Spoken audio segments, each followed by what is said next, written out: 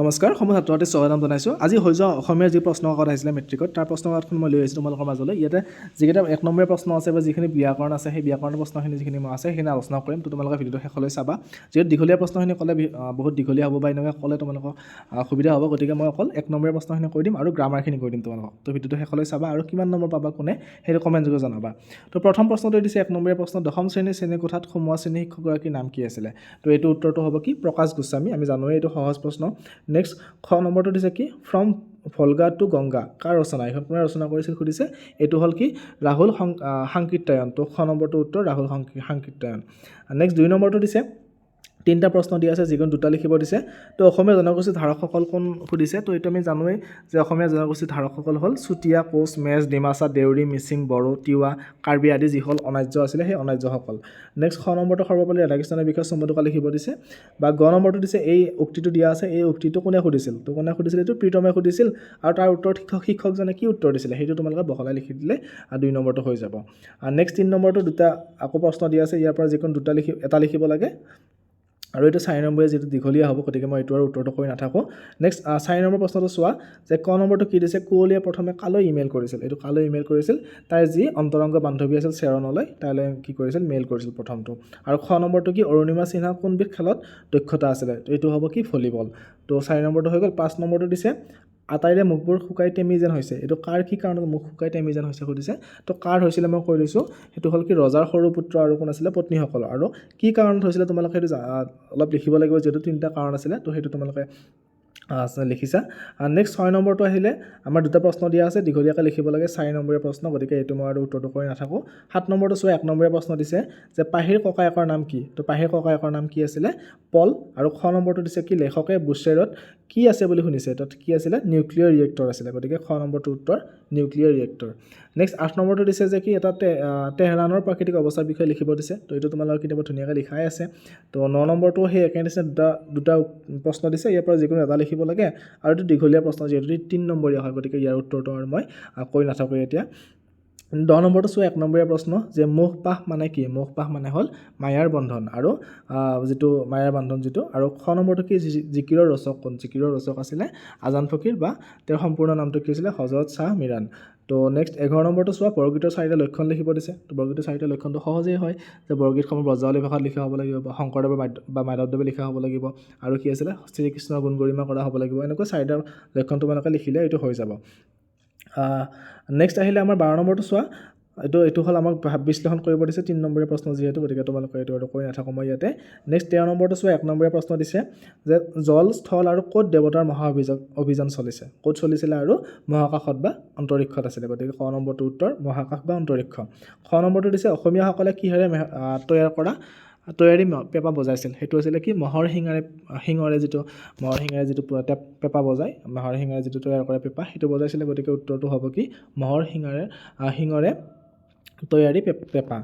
Next গ নম্বৰটো দিছে কি? কবিয়ে কিমান বছৰ আগতে মানুহজনক লগ পাইছিল? এইটো আছিলে কি? 25 বছৰ আগত মানুহজনক লগ পাইছিলে, গতিকে এইটো হ'ব 25 বছৰ আগত মানুহজনক লগ পাইছিল। নেক্সট বৰ শান্তিত আছোঁ এই প্ৰজাতিত কোনে কিয় এইদৰে কৈছিল বুজাই লিখা। 2 নম্বৰীয়া প্ৰশ্ন এইটো কি দিছে যে বৰ শান্তিত আছোঁ কোনে কৈছিলে কথাষাৰ? যে কবিয়ে 25 বছৰ আগতে লগ পোৱা সেই কুকুৰীকণা মানুহজনৰ কথা কৈছিলে। আৰু কিয় কৈছিলে এনেদৰে? যে কবিয়ে কেতিয়া কৈছিলে? যে কবিয়ে যেতিয়া মানুহজনক প্ৰজাতি বিচাৰি দিয়াত সহায় কৰিছিল। আৰু কিহৰ কাৰণে কৈছিলে অলপমান তোমালোকে বুজাই লিখিলে এইটো 2 নম্বৰটো পাই যাবা। নেক্সট 15 নম্বৰটো এইটো সম্প্ৰসাৰণ কৰিব দিছে 4 নম্বৰীয়া, গতিকে এইটো আৰু মই কৈ নাথাকোঁ। এবাৰ 16 নম্বৰটো গ্ৰামাৰখিনি চোৱা। সন্ধি ভাঙিব দিছে, তোমালোকে দেৱৰ্ষিটো কি লিখিব পাৰা? দেৱযোগ ঋষি। সৎজনটো কি লিখিব পাৰা? সৎযোগ জন। হিমযোগ আলয় হিমালয়। নেক্সট আহিলে তোমালোকৰ খ নম্বৰটো কি? মূৰ্ধন্য আৰু মূৰ্ধন্য ষ হোৱাৰ কাৰণ সুধিছে। তো তৃণটো লিখিব পাৰা তোমালোকে ঋ ৰ খৰ পিছত দন্ত্য ন মূৰ্ধন্য হয়, বা প বৰ্গৰ পিছত কি হয়? দন্ত্য খ মূৰ্ধন্য খ হয়। তোমালোকে এনেকৈ খ নম্বৰটো যিকোনো এটা লিখিলেই হ'ল। নেক্সট গ নম্বৰটো দিছে ব্যাস বাক্য। তো ব্যাস বাক্য মই পঞ্চৱতীটো কৈ দিছোঁ। পঞ্চৱতী মানে কি? পঞ্চবতৰ কি সমাহাৰ? এইটো কি হ'ব সমাসটো? দ্বিগু সমাস। আৰু পীতাম্বৰটো কি হ'ব তোমালোকৰ? পীত বৰণীয়া অম্বৰজাৰ। তো ব্যাস বাক্যটো সেইটো, আৰু সমাসটো কি হ'ব? বহুব্ৰীহি সমাস। নেক্সট ঘ নম্বৰটো কি কৈছে? যে এই বাক্যটো সৰল বাক্যলৈ লিখিব দিছে, যে যদি পৰিশ্ৰম কৰা তেন্তে নিশ্চয় সাফল্য লাভ কৰিবা। এইটো সৰল বাক্য লিখিলে কি হ'ব? পৰিশ্ৰম কৰিলে নিশ্চয় সাফল্য লাভ কৰিবা। নেক্সট এইটো জ্যোতিষচিহ্ন লিখিব দিছে তো মানুহজনে কৈছিল কমা দি কেনে ঊৰ্ধ্বকমা আৰম্ভ কৰিবা আৰু ঊৰ্ধ্বকমাৰ ভিতৰত কি লিখিব লাগিব মই এই পুখুৰীটো সাঁতুৰি পাৰ হ'ব পাৰোঁ তাত দাৰি দি কেনে ঊৰ্ধ্বকমা শেষ কৰিব লাগিব নেক্সট প্ৰথম চটো দিছে বিপৰীত শব্দ লিখিব লাগে গতিকে আকৰ্ষণটো বিকৰ্ষণ হাঁহি কান্দোন বাহিৰ ভিতৰ নেক্সট এটা শব্দ প্ৰকাশ কৰা যি ৰাতি চৰে কি হ'ব নিশাচৰ চুবাই খোৱা বস্তু কি হ'ব চব্য আৰু সখীয়েকৰ মাক কি হ'ব আমৈ নেক্সট বৰ্গীয় যটো কি দিছে সমাৰ্থক শব্দ অৰ্থাৎ একে অৰ্থ বুজোৱা শব্দ হাতটো বজাৰ হ'ব গছটো কি হ'ব বৃক্ষ পুৰণিটো কি হ'ব প্ৰাচীন তাৰপিছত এটা প্ৰত্যয় ভাঙা লিখিব দিছে তো লিখোতাটো তোমালোকে লিখিব পাৰা কি লিখ যোগ উতা লিখোতা তাৰপিছত নেক্সট আহিলে নিয় নম্বৰটো এটা অৰ্থ প্ৰকাশ হোৱাকৈ বাক্য ৰচনা কৰিব দিছে তো থুনুক থানক মানে কি হয় থুনুক থানক মানে আছিলে যে আমাৰ যিবিলাক সৰু ল'ৰা ছোৱালী আছে কেঁচুৱাবিলাকৰ যিবিলাক মাতবিলাক আছে স্পষ্ট নোহোৱা মাত ওলায় সেইখিনিকে কি থুনুক থানক মাত বুলি কোৱা হয় তো তোমালোকে ইয়াৰ ওপৰত ভিত্তি কৰি এটা বাক্য লিখিব পাৰা যে কেঁচুৱাটোৱে মাকক থুনুক থানক মাতেৰে কিবা কৈ আছিলে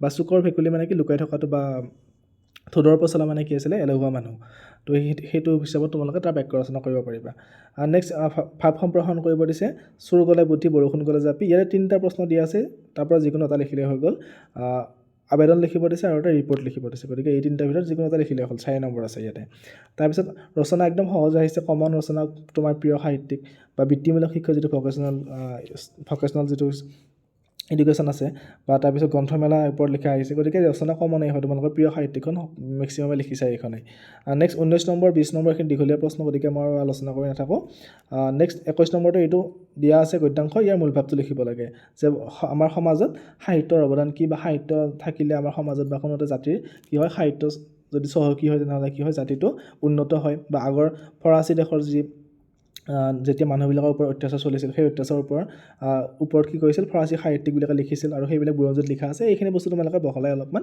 লিখিব লাগে 4 নম্বৰ আছে ইয়াতে নেক্সট আহিলে খ নম্বৰ যিটো বিভাগ আছে আমাৰ গ্ৰুপ বিটো তো গ্ৰুপ বিত 25 নম্বৰ আছে এইখিনি আলোচনা কৰিছোঁ ইয়াতে প্ৰথম প্ৰশ্নটো দিছে আমাৰ কি অসমীয়া গদ্য সাহিত্যৰ জনক কোন তো গদ্য সাহিত্যৰ জনক আমি জানো ভট্টদেৱ নেক্সট খ নম্বৰটো দিছে কি হেমচন্দ্ৰ গোস্বামীৰ প্ৰথম অসমীয়া চনেটৰ নাম কি প্ৰিয়তমাৰ চিঠি গতিকে দুটা প্ৰশ্ন উত্তৰ হৈ গ'ল নেক্সট 23 নম্বৰটো দিছে কি দুটা প্ৰশ্ন দিয়া আছে ইয়াৰ পৰা যিকোনো এটা উত্তৰ লিখিব লাগে তো মই খ নম্বৰটো উত্তৰটো কৈ দিছোঁ তোমাক কুৰুক্ষেত্ৰৰ যুদ্ধত কৌৰৱৰ বিশিষ্ট সেনাপতিসকল কোন আছিলে তো গুৰু দ্ৰোণাচাৰ্য আছিলে ভীষ্ম আছিলে কৰ্ণ আছিলে কৃপ অগ্ৰগণী আছিলে অশ্বত্থামা আছিলে বিকৰ্ণ আছিলে আৰু সোমদত্তৰ পুত্ৰ কোন আছিলে ভূৰিশ্ৰৱা আছিলে গতিকে এইখিনি তোমালোকে লিখিলে 2 নম্বৰটো পাই যাবা নেক্সট 24 নম্বৰটো দুটা প্ৰশ্ন দিছে ইয়াতে আৰু এই দুটা বহলাই লিখিব দিছে অলপমান দীঘলীয়া প্ৰশ্ন গতিকে মই আৰু কৈ নাথাকোঁ 3 নম্বৰ প্ৰশ্ন আছে এইটো 3 নম্বৰ আছে 3 মাৰ্ক তাৰপিছত নেক্সট 25 নম্বৰটো চোৱা কপিলমুনি মাতৃ কোন আছিলে একদম সহজ দেৱহূতি কপিলমুনি মাতৃ 1 নম্বৰত এইটো প্ৰশ্ন দিছে নেক্সট ধৈৰ্য আৰু দৰভাই এই কবিতাটোৰ ওপৰত লিখিব দিছে 4 নম্বৰীয়া প্ৰশ্ন এইটো গতিকে আৰু এইটো কৈ নাথাকোঁ মই নেক্সট 27 নম্বৰটো সেই ভাৱ সম্প্ৰসাৰণ কৰা আছে বা চল বুজাই লিখা আছে দীঘলীয়া প্ৰশ্ন নেক্সট 28 নম্বৰটো চোৱা বিপৰীত শব্দ লিখিব দিছে ক'লা বগা লিখিব পৰা উন্নতিটো কি হ'ব অধুন্নতি দৰাটো কি হ'ব বিপৰীত লিংগ কইনা ককাটো কি হ'ব আইতা হ'ব বা বিপদটো কি হ'ব আমাৰ দুৰ্দশা বা আপদ আৰু নবীনটো কি হ'ব আমাৰ সমাৰ্থক শব্দ একে অৰ্থ বুজোৱা শব্দ নতুন তাৰপিছত উপসৰ্গ ব্যৱহাৰ কৰি কেনে বাক্য লিখিব লাগে তো উপসৰ্গ থকা শব্দ কি আছে আমাৰ অভিযোগ আছে তোমালোকে লিখিব পাৰা যে কি গাঁৱৰ মানুহবিলাকে লগ হৈ চোৰজনৰ ওপৰত পুলিচক অভিযোগ দিলে হৈ গ'ল একদম সহজ নেক্সট 19 নম্বৰটো কি দিছে আমাক কামটো যত্নৰে কৰিবা ইয়াতে অনুসৰ্গ লিখিব দিছে গতিকে কামটো যত্নৰে কৰিবাচোন এনেকৈ লিখিব পাৰা তোমাৰ প্ৰথম চতুৰ আছোঁ দন্তীয় ন কৰিবাচোন নেক্সট প্ৰথম চতুৰ দিছে কি বাক্যটো শুদ্ধকৈ লিখা তো কালিলৈ 1 বজাত আহিবা এইটো কি হ'ব কাইলৈ 1 বজাত আহিবা বা 1 বজাত আহিবা নেক্সট দ্বিতীয় চতুৰ দিছে কি আমাক আধুনিক ৰূপত লিখিব দিছে শব্দকেইটা তো বিগুটিয়া মানে কি হ'ব ঠাট্টা কৰা আৰু সুমৰণে মানে কি হ'ল শুৱৰা তো হৈ গ'ল আৰু নেক্সট 29 নম্বৰটো যিকোনো এটা ছন্দৰ কি লিখিব দিছে সূত্ৰ লিখিব দিছে ঝুমুৰি দিয়া আছে চৰণ দিয়া আছে ছবি দিয়া আছে তো তোমালোকে ইয়াতে দুটা লিখিলে 2 নম্বৰকে 4 নম্বৰ পাই যাবা তো প্ৰশ্নখন চাব গ'লে গোটেই সহজ প্ৰশ্ন আছিলে মই এ আৰু বি সেকশন দুটা আলোচনা কৰিলোঁ তো তোমালোকে কিমানটা শুদ্ধ উত্তৰ কৰিলে বা কিমান নম্বৰ পাবা মোক কমেণ্ট যোগে জনাবা আৰু চেনেলটো ছাবস্ক্ৰাইব কৰি ৰাখিবা ইয়াৰ পিছৰ পৰীক্ষাবিলাকৰ কাৰণে তোমালোকক মই ধুনীয়াকৈ প্ৰশ্নবিলাক আলোচনা কৰিম আৰু তোমালোকে মেথছৰ কাৰণে যিবিলাক ইম্পৰ্টেণ্ট MCQ আছে মই এই চেনেলটোত আপলোড কৰিছোঁ তোমালোকে যদি চেনেলটোত চোৱা তেনেহ'লে কমন কিছুমান MCQ পাব পাৰা ধন্যবাদ